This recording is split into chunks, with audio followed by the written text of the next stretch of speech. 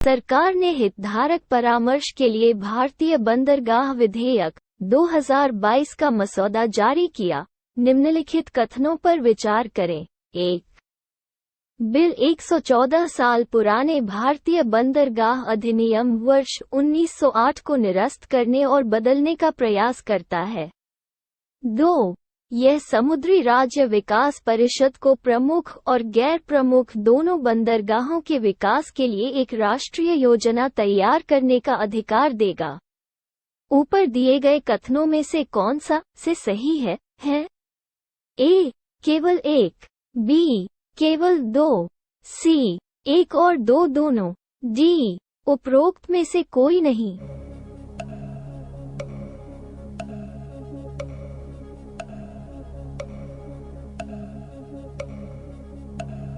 उत्तर सी।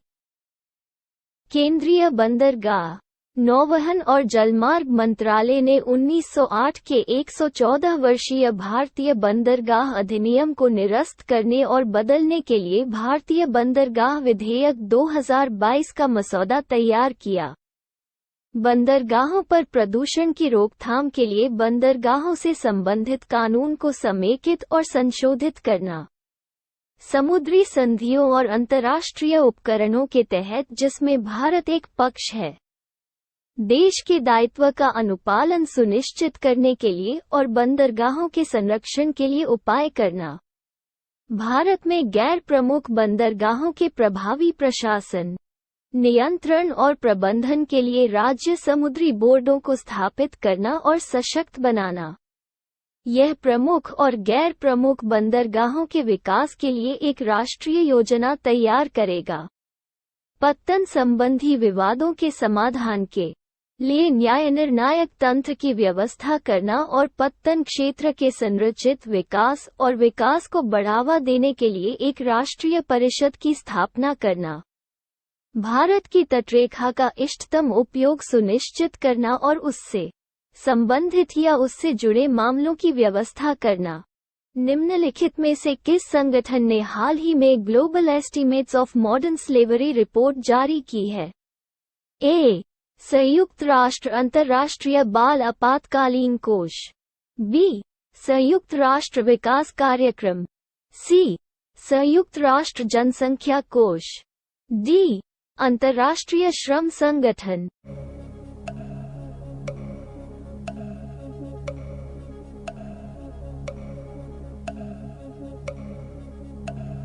उत्तर D. अंतर्राष्ट्रीय श्रम संगठन ILO द्वारा अंतर्राष्ट्रीय प्रवासन संगठन IOM और अंतर्राष्ट्रीय मानवाधिकार समूह वॉक फ्री फाउंडेशन की साझेदारी में global estimates of modern slavery report प्रकाशित की गई है। रिपोर्ट में कहा गया है कि मॉडर्न स्लेवरी में दो प्रमुख घटक शामिल हैं: जबरन श्रम और जबरन विवाह। दोनों शोषण की स्थितियों को संदर्भित करते हैं जिसे कोई व्यक्ति धमकियों, हिंसा, धोखे, शक्ति के दुरुपयोग या अन्य प्रकार के जबरदस्ती के कारण मना या छोड़ नहीं सकता है। इसमें कहा गया है कि वर्ष 2021 में 50 मिलियन लोग आधुनिक गुलामी में जी रहे थे। हाल के सैन्य अभ्यासों के संदर्भ में निम्नलिखित कथनों पर विचार कीजिए। 1. Pitch black. 2. Dust lake. 3. JIMEX. 4. Kakadu. ऊपर दिए गए अभ्यासों में से कौन सा से बहुपक्षीय अभ्यास है? ए. 1 और 2। बी. 1 और 4। सी. 2 और 3। डी. 1, 2 और 3।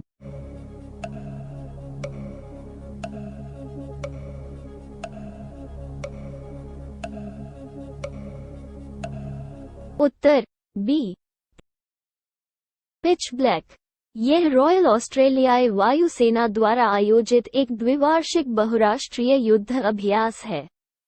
इसमें भारत भी भागीदार है। काकाडू। यह रॉयल ऑस्ट्रेलियन नेवी द्वारा आयोजित एक बहुपक्षीय क्षेत्रीय समुद्री जुड़ाव अभ्यास है। जिमैक्स। यह समुद्री सुरक्षा सहयोग पर विशेष ध्यान देने के साथ भारतीय नौसेना और जापानी समुद्री आत्मरक्षा बल के बीच द्विवार्षिक रूप से आयोजित द्विपक्षीय अभ्यास है। डस्टलेक यह भारतीय और उज्बेकिस्तान सेनाओं के बीच एक संयुक्त द्विपक्षीय प्रशिक्षण अभ्यास है। भारत में निम्नलिखित में से कौन सा संस्थान IBM क्वांटम नेटवर्क में शामिल होने वाला पहला संस्थान बना? A. IIT Madras, B. IIT Delhi, C. IISc Bengaluru, D. IIT Bombay.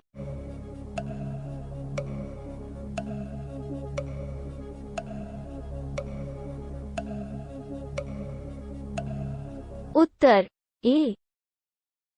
IIT Madras IBM quantum network में शामिल होने वाला भारत का पहला संस्थान बन गया है। IBM क्वांटम नेटवर्क के सदस्य के रूप में IIT मद्रास को IBM के सबसे उन्नत क्वांटम कंप्यूटिंग सिस्टम और IBM की क्वांटम विशेषज्ञता के लिए क्लाउड आधारित पहुंच प्राप्त होगी। यह व्यावहारिक अनुप्रयोगों का पता लगाएगा और व्यापार तथा समाज के लिए इस तकनीक के व्यापक लाभों को संबोधित करेगा। IBM के क्वांटम नेटवर्क का लक्ष्य भारत में क्वांटम कंप्यूटिंग कौशल और अनुसंधान को आगे बढ़ाना है।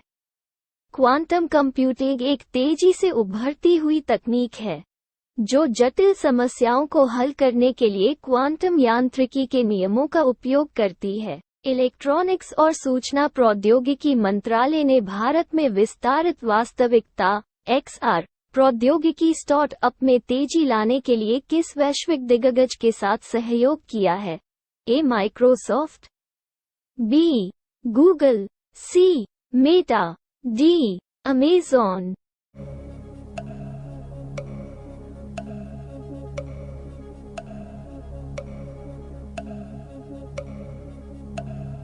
उत्तर C.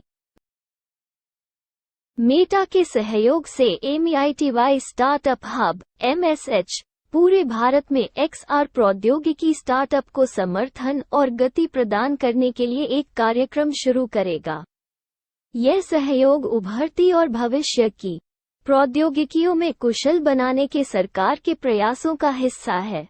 रचनाकारों, डेवलपर्स और एक जीवंत प्रौद्योगिकी पारिस्थितिकी तंत्र के एक बड़े प्रतिभा पूल के साथ भारत मेटावर्स में एक महत्वपूर्ण भूमिका निभाने के लिए विशिष्ट स्थान रहता है। इलेक्ट्रॉनिक्स और सूचना प्रौद्योगिकी मंत्रालय की पहल MEITY स्टार्टअप हब एक राष्ट्रीय मंच है जो प्रौद्योगिकी नवाचार, स्टार्टअप और बौद्धिक संपदा के निर्माण को बढ़ावा देने पर केंद्रित है। XR सभी इमर्सिव प्रौद्योगिकियों के लिए एक उभरता हुआ अम्ब्रेला शब्द है। यह आभासी और वास्तविक दुनिया का सम्मिश्रण करके या पुनर्तः इमर्सिव अनुभव कराकर हमारे द्वारा अनुभव की जाने वाली वास्तविकता का विस्तार करेगा।